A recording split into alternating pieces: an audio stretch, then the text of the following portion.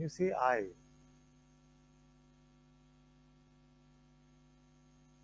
what do you represent? Can we try? Okay, so say I. Who is that representing? Something here. Okay, let's try again. Say I.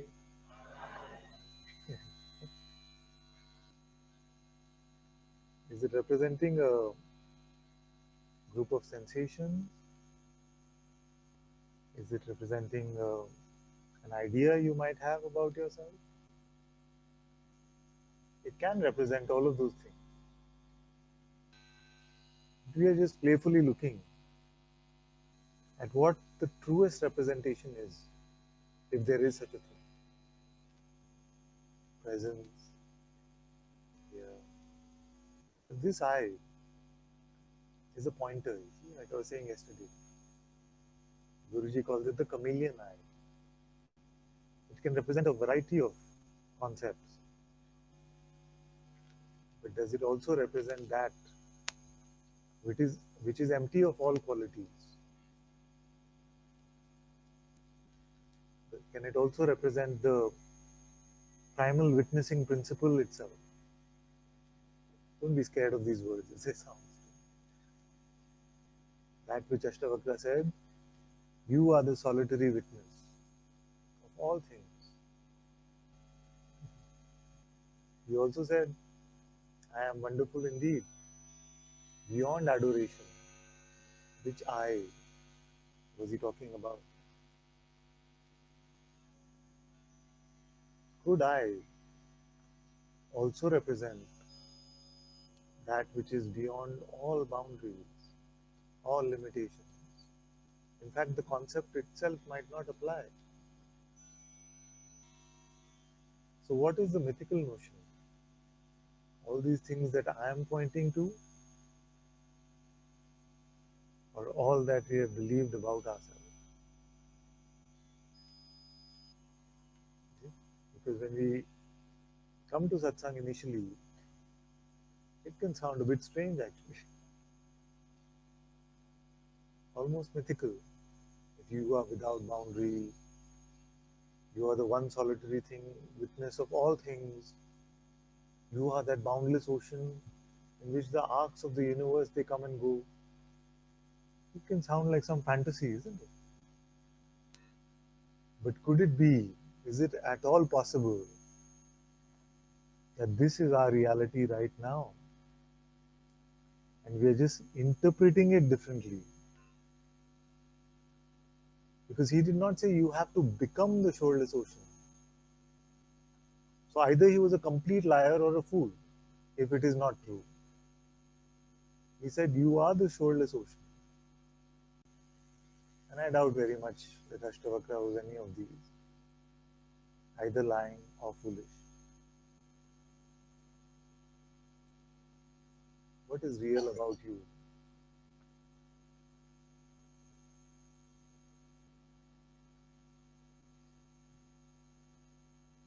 What about you is independent of any concept you might have about yourself. Needs no crutches at all to stand on.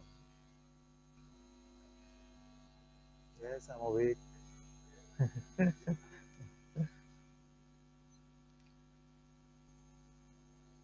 Is there something which is independent of any other thing, which cannot point to anything else as a cause?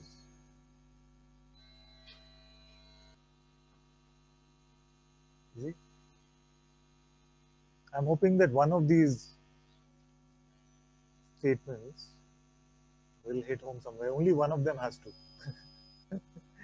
And just boom, boom, boom, boom, boom. Something will might hit.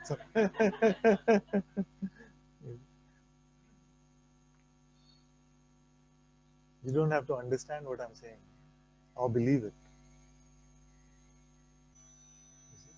But it could be that you hear that you are the boundless ocean and something just opens up to this insight.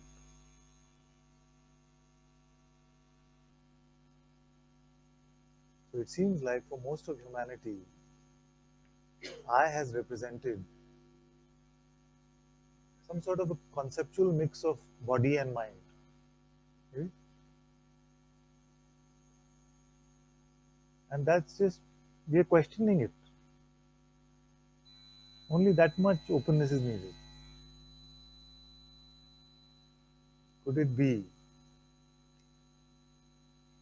that although I have invested so much in this concept of I, could it be that there is a greater I which I have missed in all of this? Yeah? Do you have to dissolve or resolve? What is dissolve? Dissolve.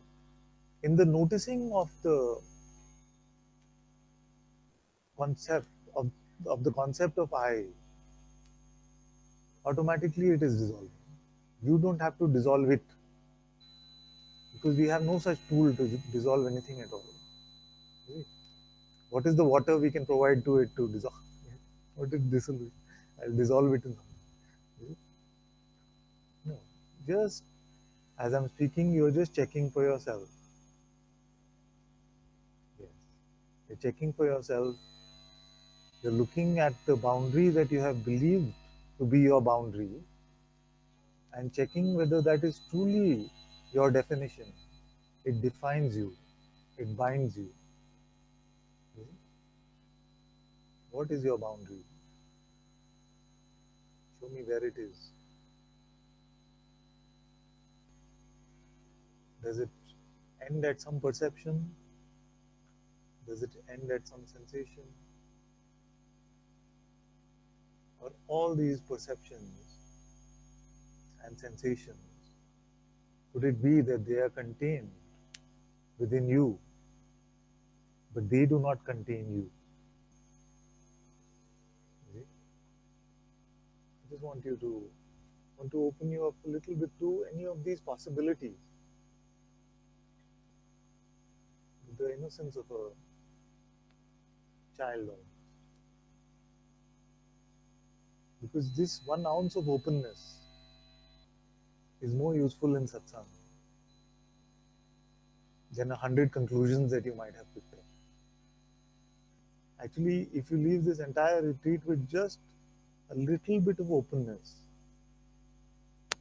that the boundary that I've considered myself to have might not be real, it's more than enough for me.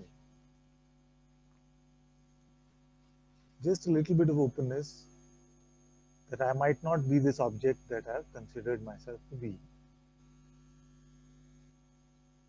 Or even, I don't know actually, is completely fine by me. In fact, I don't know is very good for me.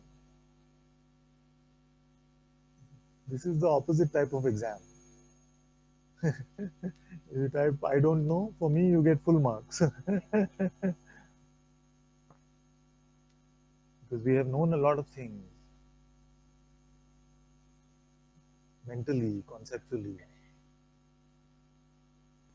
And when we come to this, I don't know, then it opens a door to some true insight. I don't know what I am. Shivani one day said something very beautiful. She said, I don't even know, am I? A beautiful inquiry. Am I?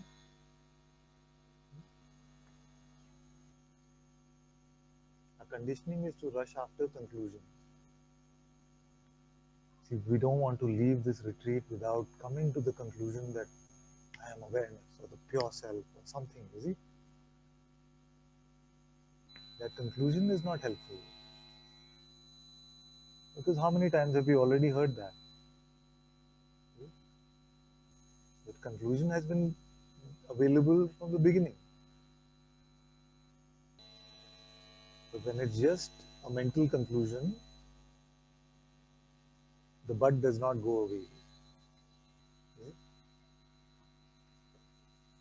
If you came into this room and you had blindfold on, you had a blindfold on, and There was no glass here, it was just a free fall. Okay? But you had a blindfold on, and people told you if you take, you can take 10 steps, but if you take the 11th one, you're gone. You see? You had this conclusion, and it's coming from credible sources. So you trust it. But the mind can still come and say, but what if he's just pulling your leg? What if it's not true? What if they're just lying? Is he a true master? Really? But once the blindfold is off and you see for yourself that this is it, then it doesn't matter if a 5-year-old child told you the truth. That 11th step, you're gone. Then even the credibility of the voice which is telling you the truth doesn't really matter because it becomes your own insight. So we have to move away from just beliefs and opinions and concepts. This is what Guruji means when he talks about digested food. Are you digesting what is being offered up? Are you just collecting all this material and storing it in a godown, in a warehouse? Only rely on one thing, which is your own insight. And whichever master you trust, use the words that he's offering you as pointers to your own insight. Don't settle for any words as the truth. Maharaj said, I can only truthfully say that I am. But ultimately, even that is not true. Then why did he speak so much? Big book, no, I am that. There must be some use of all that he said. Although it is not the ultimate truth, they are beautiful signposts or pointers. Then look there, look here. But without the looking, without the insight, it doesn't matter. The Mahavakya, I am that. It's a great statement. There's nothing. What does it mean, I am? Once it's seen that I am that. So all our scriptures, all of Satsang is to create this environment for you, the energetic support for you, and to point you in the right direction.